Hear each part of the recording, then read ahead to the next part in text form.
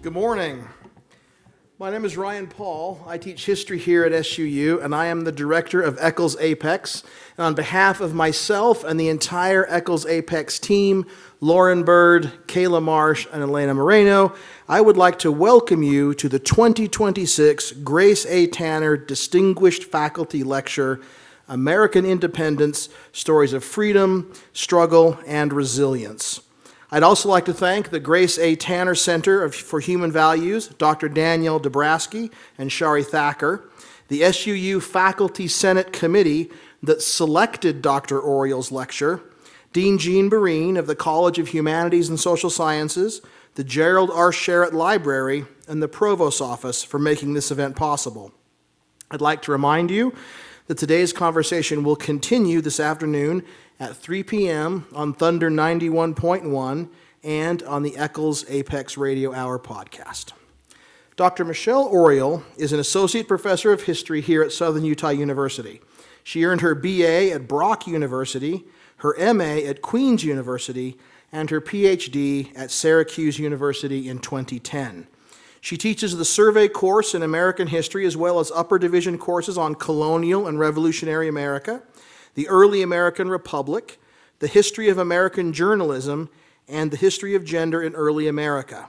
In recognition of her teaching accomplishments, Southern Utah University named her Outstanding Educator for Diversity and Inclusion in 2017.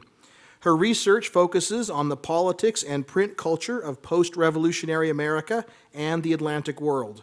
Presently, she is writing a book about the rise and fall of the Democratic Republican societies in 1790s America. Inspired by the French Revolution, these societies formed the first opposition movement to the national government in American history. I would like to note that there will be a reception for Dr. Oriel in the lobby directly after her lecture. It is now my pleasure to welcome Dr. Michelle Oriel to the Eccles A.P.E.X. stage. Well, hello, everyone. Thanks to Ryan for that introduction and for his help in organizing this, as well as Danielle Dabrowski. I really appreciate it. And thanks to all of you for coming out today to listen to me talk about American independence, one of my favorite topics. How many of you started out 2026 by making New Year's resolutions? A few of you. Well, John Adams did the same thing at the beginning of 1776. Adams was a lawyer from Boston, and at this point he had been active in the resistance against British imperial authority for over a decade.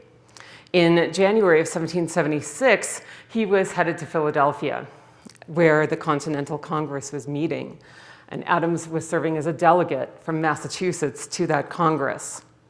Somewhere along his journey, we don't know exactly when, maybe February, maybe early February, Adams took out his diary, as he was inclined to do, and he wrote a memorandum of measures to be pursued in Congress, essentially a set of resolutions or a list of things to do for the upcoming year. And here you see the memorandum. The original manuscript in Adams' own handwriting. The manuscript is in the Massachusetts Historical Society, and it's also, of course, digitized and available online, free. So that's how I accessed it. In the memorandum, Adams wrote down roughly 14 things to do, all of which he saw as crucial to transforming 13 separate colonies into independent states. I'll just point out a few highlights from his list. I'm not going to read through the whole thing. He begins with the task of taking up and considering the Confederation.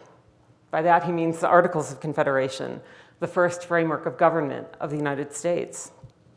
Next on his list, forming alliances with France and Spain and sending ambassadors to those countries. Both were essential to establishing U.S. standing in the world. Then he mentions the formation of republican constitutions in every state. And finally, at the end of the list, Adams mentions the writing of a Declaration of Independence. What an ambitious set of New Year's resolutions. It certainly makes my own resolutions of eating more greens and getting outside more in 2026 pale by comparison. But we can learn a lot about independence from Adams's list of resolutions. After all, it's a primary source, and primary sources are what historians live for. They're sources that come from the time period under study. They are the raw materials with which historians reconstruct what actually happened in history. And the beauty of sources like Adams's resolutions is that they give us not only a sequence of events of one thing after another, but a firsthand understanding of a lived experience from the past. Adams's list, therefore, takes us right back to a moment when independence was not an accomplished fact, but rather it was work to be done, work that was fraught with difficulty and risk. In this lecture, I want to talk about the lived experience of American independence, to tell you some stories of what it was like to live through this moment when a group of colonists in British North America separated from the most powerful empire and monarchy in the world. We're so used to thinking about our founding period in myths and monuments. This tendency can make the American Revolution seem almost unreal, with the Founding Fathers as flat, one-dimensional figures that we either valorize or vilify based on our ideological predispositions. But that's not what doing history is about. What's more interesting and more instructive for us to consider is the humanity of the people who lived through and made the American Revolution. So this lecture draws on the research I did for an essay I wrote a couple of years ago. It was just published in a new 3-volume series by Cambridge University Press on the American Revolution. So today I'll focus on two big ideas about the lived experience of American independence. Number one, independence was not inevitable. Number two, independence involved more than the Continental Congress. So first things first, independence was neither inevitable nor automatic. We may think of independence as a done deal, but for people living through the time, it was anything but certain. Many outcomes to the American Revolution were possible, with independence being very unlikely to succeed. Going from a monarchy to a republic, from a colony to a nation, entailed a hard-won victory. And the colonists faced pervasive uncertainties and anxieties during that transformation. John and Abigail Adams both knew well what it meant to live through uncertain and frightening times. They married in 1764, just as opposition to British imperial reforms was getting underway. John was a smart and ambitious lawyer who enjoyed arguing with people. But people didn't always like his arguments, or even him, for that matter. He often annoyed and alienated others. What makes him a compelling historical figure for me is that he was acutely aware of his unpopularity and his imperfections. He almost seems like the most human of the Founding Fathers to me. Such self-awareness was rare among the Founding Fathers, especially Virginians like Jefferson and Washington. So I find Adams and his honesty and irritability easy to relate to. And his relationship to Abigail makes him even more relatable. You see her here in her fabulous pearls and silk wrap, the portrait that was painted around the time of her marriage to John Adams. And Abigail was a smart woman, devoted to her family and country. Though denied any kind of formal role in politics by the patriarchal laws at the time, Abigail was nonetheless very invested in the formation of this republic. Both Abigail and John Adams worked toward the revolutionary cause in different ways. Their letters, over 1,000 of which survive today, mostly in the Massachusetts Historical Society, express all of their fears, doubts, hopes, as well as their work and their plans during the Revolution. Written in the moment, such correspondence is a great source for historians to use to reconstruct lived experiences. But before Americans like John and Abigail Adams became Republican citizens, they were loyal subjects of the king and empire. The 18th century world was a world dominated by monarchies and empires, not republics, not democracies. People standing in, say, for example, 1750 British North America could not see independence on the horizon. In fact, in the 18th century, the colonies had only grown closer to the mother country. The colonists wanted to emulate British political traditions and British trends in fashion and architecture and the decorative arts and culture, And of course, this all comes down to the colonists wanting to buy the same tea sets and teapots as the British had, preferably Wedgwood. Although it's perhaps tempting to imagine that the colonists were born with a natural opposition to monarchy, their attachment to kings ran deep. It was not superficial. The colonists celebrated, toasted, and paraded in honor of their kings. When George III ascended to the throne in 1760, remember this is the king against whom Americans would declare independence 16 years later, John Adams praised the new king. He had read a speech that the new king had given in the newspaper. And after reading the speech, Adams got out his diary again and said that George III would rule as a patriot king. Patriot was a key word, the most important key word in 18th century British political language. A patriot was someone who worked for the public good or the common good, not the private interest. So a patriot king was a leader who was devoted to the good of the people, not his own personal interest. And this is just the title page of an influential work in both Britain and the British colonies at the time by Lord Bolingbroke. And it's the idea of a patriot king. So this is where Adams is getting the language from. All the founders would have read this. So the colonists thought that the British Constitution was the best in the world, believing that it protected their rights to life, liberty, and property. Like Adams, the colonists looked to the future with hope, certain that their place in the British Empire would allow them to flourish economically and politically. Even the opposition to the British government that began in the early 1760s remained loyal to the king. After their victory in the 7 Years' War, or the French and Indian War as Americans call it, Britain began to reform its empire through a series of legislative acts like the Stamp Act and the Tea Act. We focus so much on 1776 that we forget the lengthy period of opposition that preceded independence. But this period lasted approximately 13 years, from 1763 or 1764 to 1776. If we think about the tempo of revolution, opposition slowly and gradually built up. But it was not a steady or linear movement to independence. Rather, there were intense moments of crisis, with pamphleteering outbursts or protests or even riots, followed by periods of relative calm in the colonies. Furthermore, during this period of opposition, the colonists maintained their loyalty to monarchy. They demanded the restoration of their rights as British subjects within the empire, not independence. The growing patriot or opposition movement did not even blame the king for the reforms and taxes they despised. They blamed Parliament. They blamed the king's ministers. They blamed everybody but the king. They petitioned the king for redress of their grievances. This was the traditional role of the king in British politics. He was supposed to be the source of mercy and justice. So the petitions continued for years. And the patriots would hold on to this hope that the king would listen for as long as possible, really not publicly entertaining the thought of independence until 1776. And even then, it was a contested point. The year 1774, though, was a turning point in the revolution, though the opposition, even then, did not become explicitly anti-monarchical. Royal governments were breaking down at this point, though, through all the colonies. And at the same time, alternative forms of governance, extra-legal associations, filled the void.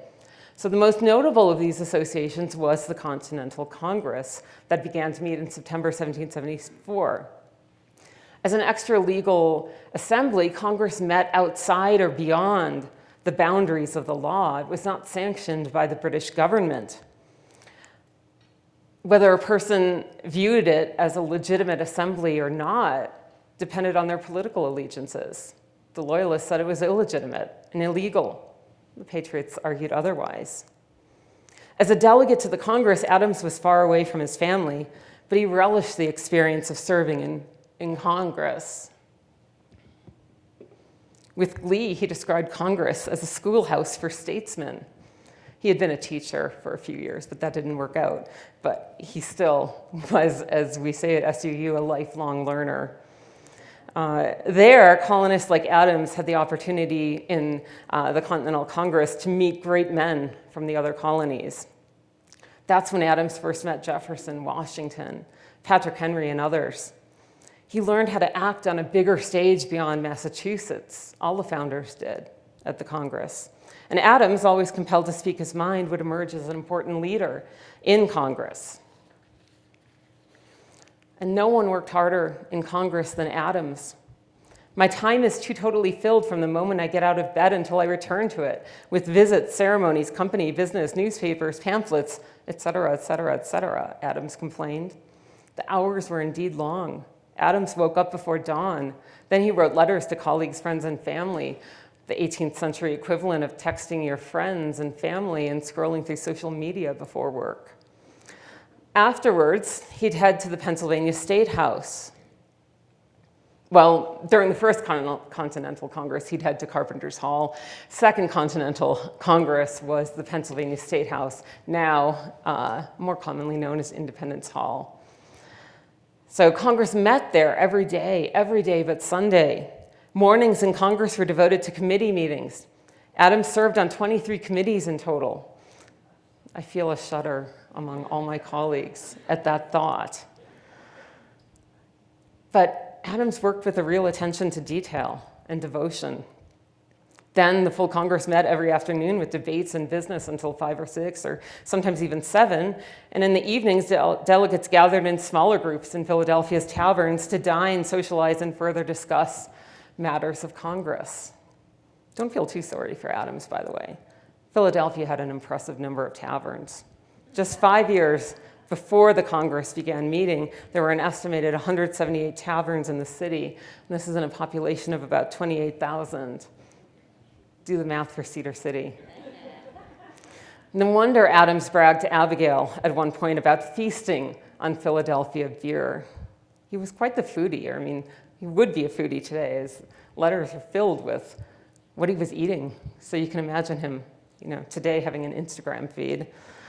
But after dining, Adams would return to his lodging, go to bed, and begin again the next day. He did this day after day. Independence was not simply a matter of declaring independence, as we might be inclined to think every 4th of July. Think back to Adams's memorandum of things to do in Congress. Adams' list involved numerous considerations that we might not have thought of before: constitutional, military, financial, international considerations. This was the work of revolution, but it was exhausting work. Adams complained in his correspondence of fatigue and other ailments. He wrote that he was wearied to death. He complained of ice rain as well as rheumatism. He suffered from severe colds while in Philadelphia and feared other illnesses. There were frequent outbreaks of dysentery and smallpox in the city during these years.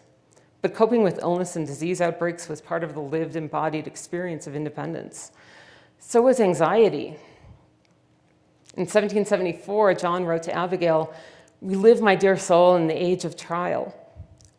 What will be the result? I know not."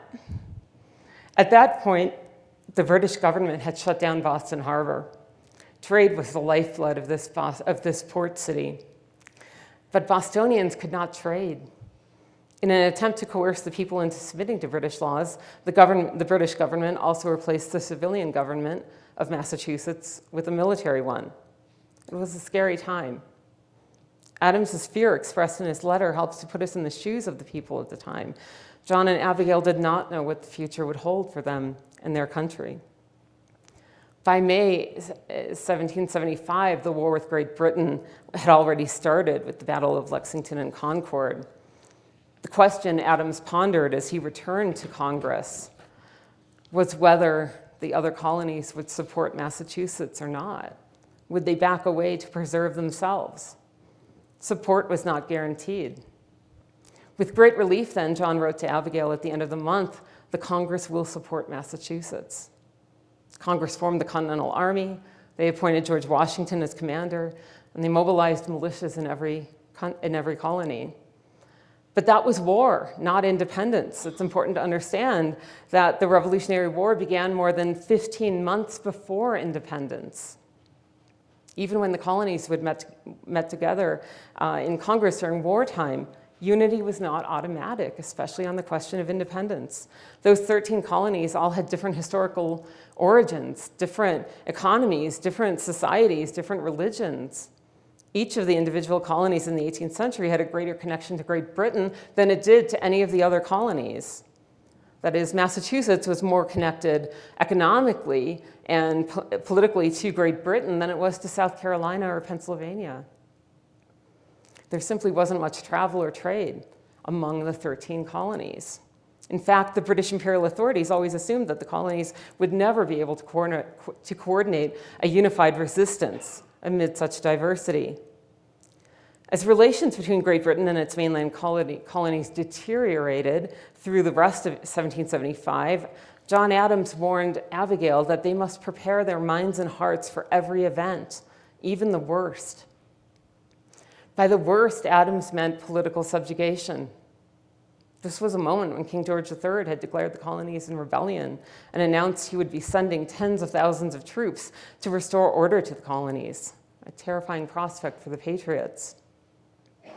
Despite this threat, Congress was slower than what John Adams wanted as 1776 began. By then, he was pushing for independence in a Congress that was lethargic and even complacent, with many delegates like John Dickinson from Pennsylvania still urging for reconciliation with Great Britain. Adams famously estimated that only a third of the Congress at that point supported independence, a third opposed it, and a third were neutral or lukewarm. The odds were against independence, and this is early 1776. To be fair, the Congress only represented the provincial assemblies that had selected the delegates. And it was these assemblies, not in New England, but especially in the southern colonies and in the middle colonies like New York and Pennsylvania, that were holdouts and were hesitant. Timing independence itself was problematic, and John Adams recognized this. If the Congress voted on independence too soon, it could fail. He needed time to build support. But if Congress waited too long, it could lose momentum and the issue would fade. However, by spring 1776, the tempo of revolution sped up in Congress.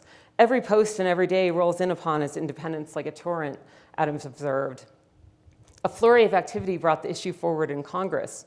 On May 15th, Congress instructed the colonies to form their own republican constitutions.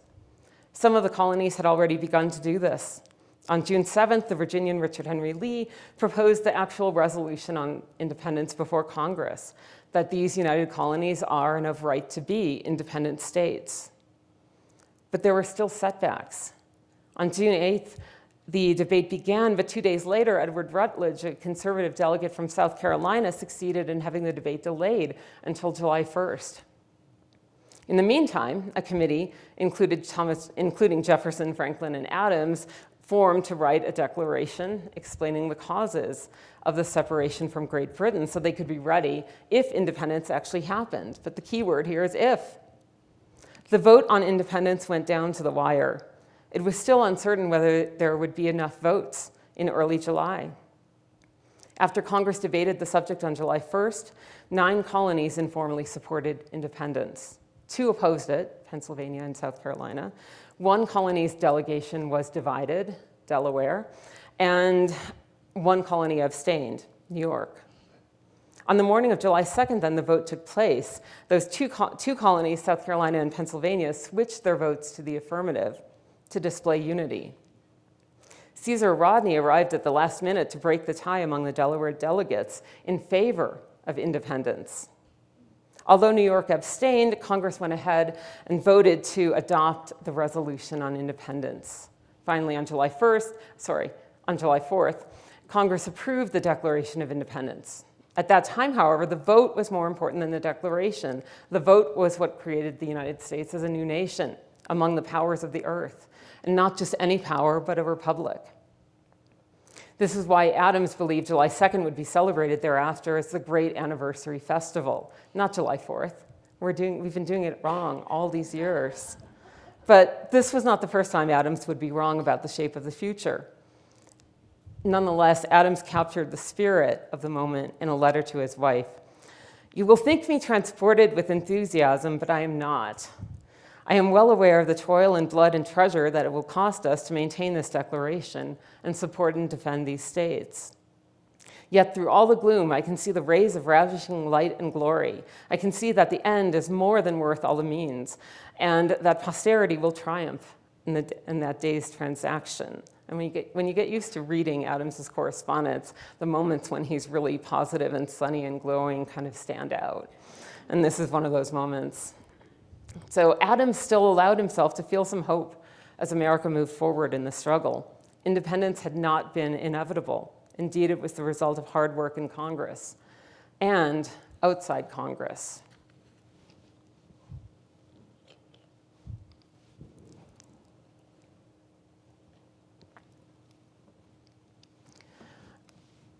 And outside Congress, that leads to my second point. So although an independent United States would not have been possible without the Continental Congress, independence was also the work of the people beyond those 55 delegates.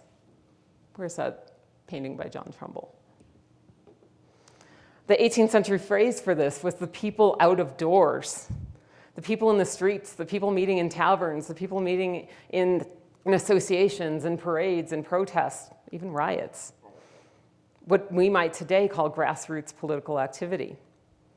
While prominent men, colonial elites like lawyers, merchants, planters, sat in the Congress, a wider range of people were involved in these grassroots activities. Ordinary people, non-elite people, from working class white men to women of all classes to Black Americans, both free and enslaved.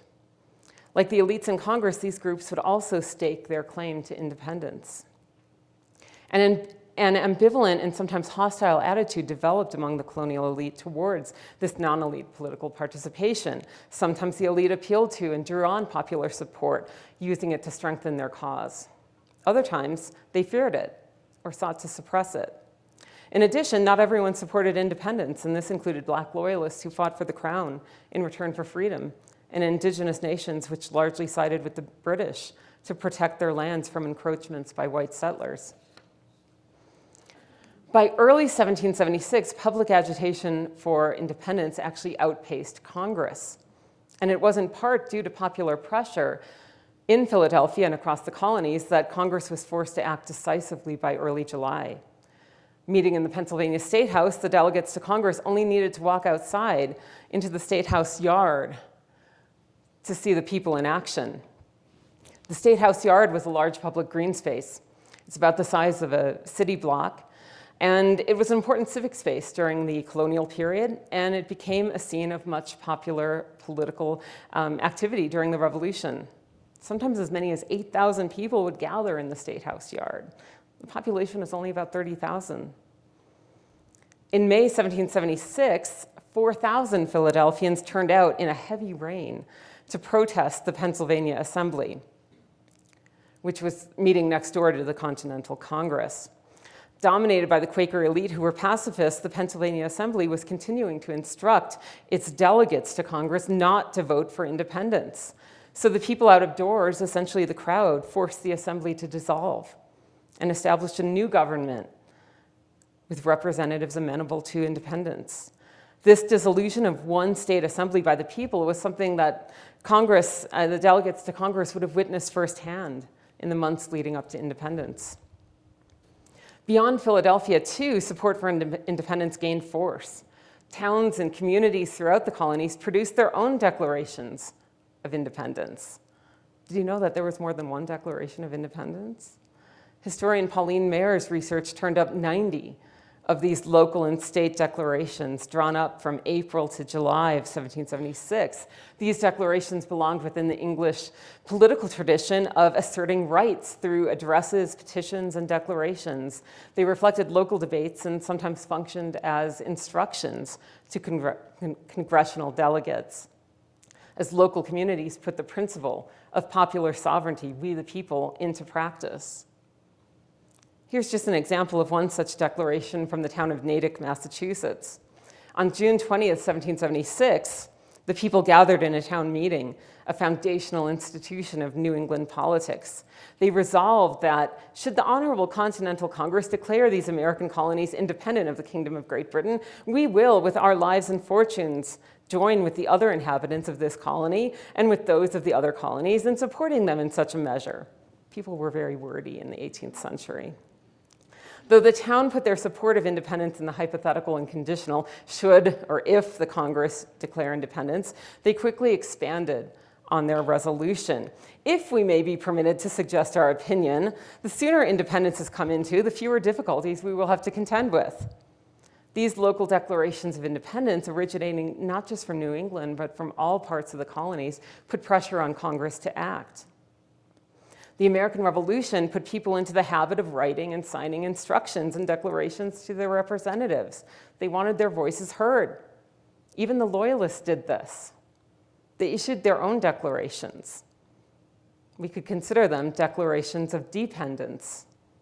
For example, a group of New Yorkers expressed the tenderest emotions of gratitude for His Majesty's paternal goodness, pleading for protection from patriot persecution.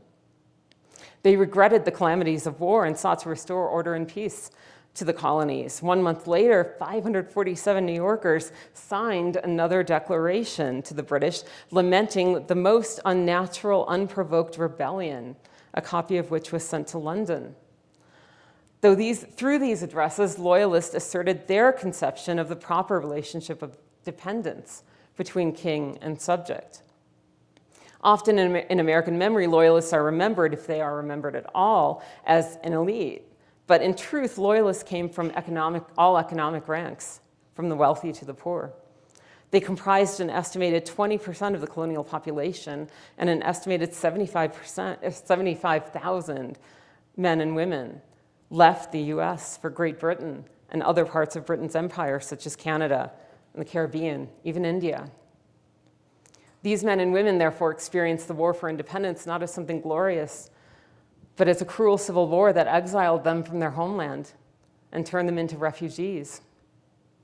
Amid all this talk about independence and dependence in the colonies, Abigail Adams sent her own instructions to her husband in Congress.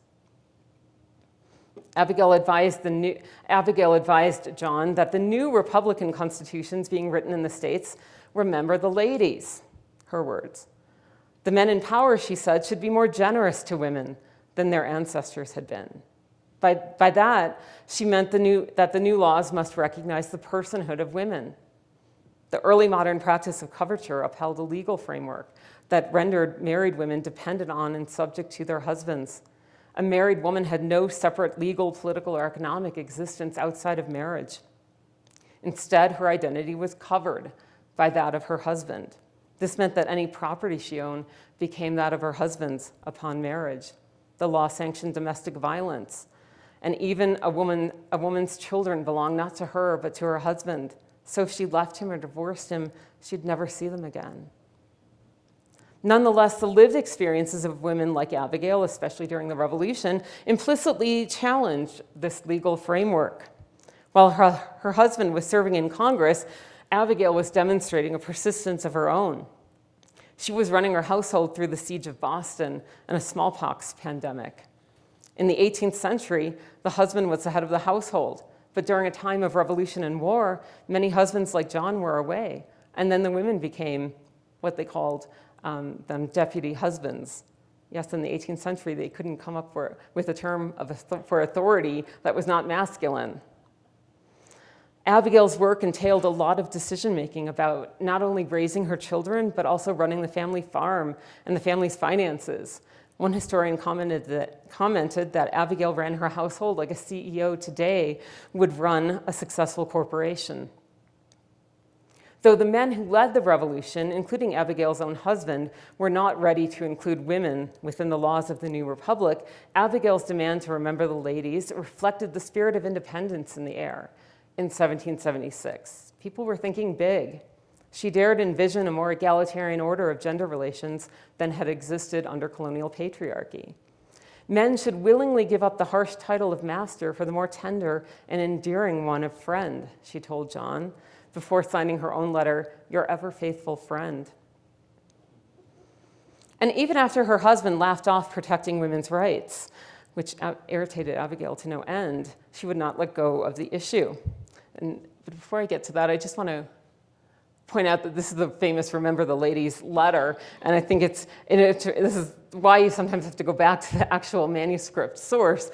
It's interesting because she writes this long bit about remembering the ladies and being more generous to them than their ancestors, and then you can tell from the letter that she kind of leaves it for a while, because right at the end then she comes back to it later on and adds to it more thoughts about it. She's been ruminating on this. And she writes to John that your sex are naturally tyrannical is a truth so thoroughly established as to admit of no dispute. And she continues, and you can kind of see how she really tried to cram in as much as possible to the end of the letter. What she had to say was important. But even months later, Abigail wouldn't let go of the issue. So this is at the end of May, I think, 1776. She writes, I cannot say that I think you very generous to the ladies, she tied to John, for while you are proclaiming peace and goodwill to men, emancipating all nations, you insist upon retaining an absolute power over wives. But, she warned, you must remember that arbitrary power is like most other things which are very hard. It is very liable to be broken. For Abigail and for many other women, the American Revolution started at home and in their personal relationships. Abigail's own lived experience and the sentiments contained in her letters thus embody the ideals set forth in the Declaration of Independence. Women and men in slavery also produced their own declarations of independence. They did this most notably through the act of running away. Of course, enslaved men and women had always resisted slavery, but the breakdown of government and the circumstances of war gave them new opportunities to escape. British authorities promised freedom to the enslaved if they served in the British Army. As many as 20,000 enslaved men risked their lives to do this during the American Revolution. Virginia slaveholder Patrick Henry may have declared, give me liberty or give me death, but it was slaves themselves who risked the most: death, torture, dismemberment for freedom. Sometimes they ran away individually, sometimes in families or other collective units. A lot of work went into this. They planned and coordinated attempts to escape for months, even years. They shared knowledge of conditions and strategies through their own communication networks that could stretch over hundreds of miles. And they didn't give up. When the enslaved were captured, they tried again. Enslaved women, including pregnant women, ran away too. One such woman was named Jenny. The only trace of her story that remains is the runaway ad that her enslaver placed in a newspaper seeking her return. When you open a newspaper in the 18th century, that's often what you notice right away: all of the ads for runaway slaves. Nothing represents the brutal and coercive power of the enslaver seeking the return of what he regarded as his property more than these runaway ads.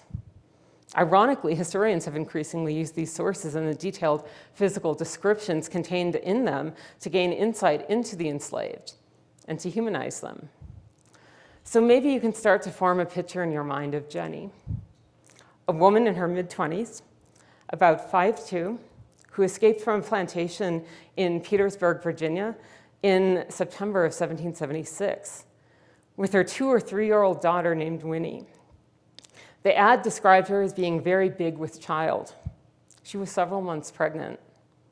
The ad described her as of a yellow complexion, code word for light-skinned, possibly mixed race. Her child was described as of a yellower complexion than its mother. And yes, the ad used the pronoun it to describe a child. Jenny was probably headed for Richmond, about 23 miles away, from where she could find a British ship along the James River that would take her perhaps to British-occupied New York. The ad, written by her enslaver, described in great detail the clothes that she brought with her, and then commented, as she generally goes well-dressed, I expect she will alter her name in the child's and will endeavor to pass as a free woman. Will endeavor to pass as a free woman. This is Black female agency during the American Revolution. I can't even begin to imagine the combination of bravery and desperation it would take for a young woman quite late in her pregnancy to run away, and with her 3-year-old in tow. The hardships and uncertainties she would face, in all likelihood, especially since her child was described as having lighter skin than hers, she could have been running away from rape and the sexual violence that pervaded slavery. And she was running towards freedom for herself and her children, including her unborn child. The founders often spoke about their revolution as being for posterity. George Washington famously described the soldiers in the Continental Army as holding the fate of unborn millions in their hands. Now, it strikes me that this purpose also describes the actions of Jenny and the other pregnant women who stole themselves and their children out of slavery. This time not as a metaphor for some vague and distant future, but as a literal and embodied truth. These acts of running away we can consider as embodied declarations of independence, declarations made not through words, since literacy was often denied to enslaved people, but through action. Just as enslaved people ran to the British Crown for freedom, independence meant something different to indigenous peoples who were forced to choose sides during the American Revolution. For many, loyalty to the Crown was the best way to preserve their independence from white settlers. Nonetheless, the question of independence even divided indigenous communities. All 6 nations of the Iroquois, for example, now in upstate New York, all 6 nations except for the Oneida sided with the British. The Cherokee, Chickasaws, Seminoles, and Creeks in the South also sided with the British, as elders often, and yet even those alliances obscure the internal divisions within those communities, as elders often wanted to maintain neutrality, while the young saw the British alliance as a way to regain land that had been lost. The drama played out on a personal and familial level as well. For example, Alexander MacGillivray was a Creek diplomat who fought for the British. His father, Lachlan, was Scottish, a Jacobite actually, who had fought against the British at Culloden. And after the Jacobites were defeated, this is mid-18th century, Lachlan emigrated to the colonies and fathered a child with a Creek woman named Sehoy. Since the Creeks were a matrilineal society, Alexander MacGillivray was regarded as fully Creek, but also maintained Scottish and British connections. Lachlan participated in the early opposition to parliamentary taxation, but did not agree with the extra-legal protests and meetings, like the Continental Congress after 1774. His economic interests, furthermore, depended on the British, and he joined them then in 1776. So did his son, Alexander. After the Revolutionary War, Alexander MacGillivray continued to work as a diplomat with the United States to promote Creek independence. Ultimately, the lived experience of independence was multifaceted. For the Patriots, of course, independence meant independence from monarchy. Though only a small group of men, those 55 delegates in the Congress, voted on and declared independence, the people out of doors ratified it through their own actions. In July and August of 1776, some Americans celebrated independence by destroying the symbols of monarchy that for more than a century had signified their connection to Great Britain. They pulled down royal statues, they smashed dynastic coats of arms, they held mock funeral processions for George III, and burned him in effigy. Starting in Philadelphia, in the State House yard, of course, when the Declaration was brought out to be read before the crowd, members of the crowd then went into the State House, tore down the royal coat of arms, and brought it outside, destroying it. Most notably, and this is what is depicted in this image, New Yorkers knocked down an equestrian statue of George III, and they decapitated it. The statue was on the Bowling Green in Lower Manhattan, close to where Wall Street is today. The remains of the statue were then sent to Litchfield, Connecticut, where the women of the town melted it down to make about 40,000 musket balls to be used in battle against the king's troops. In Boston, after city officials proclaimed the Declaration of Independence from the balcony of the State House, a crowd lit a bonfire and burned every vestige of the king that the people could find. Abigail Adams was there. "Thus ends royal authority in this state, and all the people shall say amen," she pronounced. The Declaration's break with the British monarchy was what turned the resistance into a revolution. By proclaiming the Declaration, citizens turned the printed document into a performance that enacted the end of monarchy on a public stage. By destroying the vestiges of monarchy, the people themselves showed that they were making the revolution. So just a short conclusion.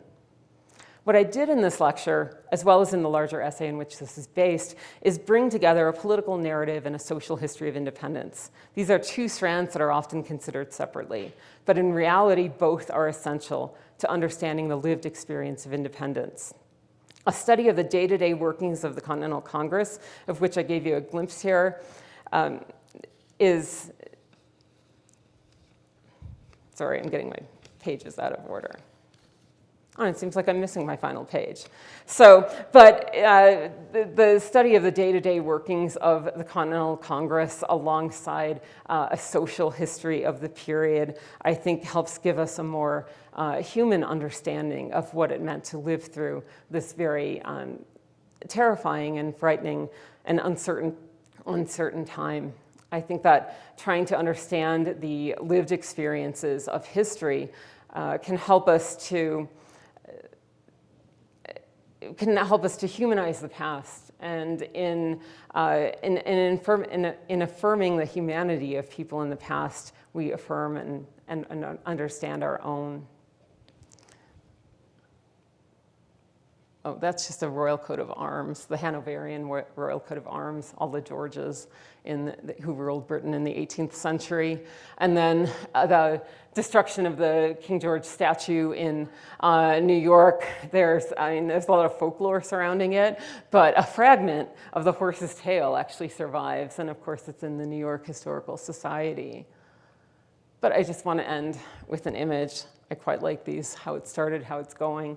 About 30 years ago, I visited with my parents Philadelphia. And you can see them there outside Independence Hall, the statue of George Washington. And this kind of launched my interest in American history at that point. I hadn't yet studied it. And then about 30 years later, I ended up writing an essay on independence. So you never know what's going to happen.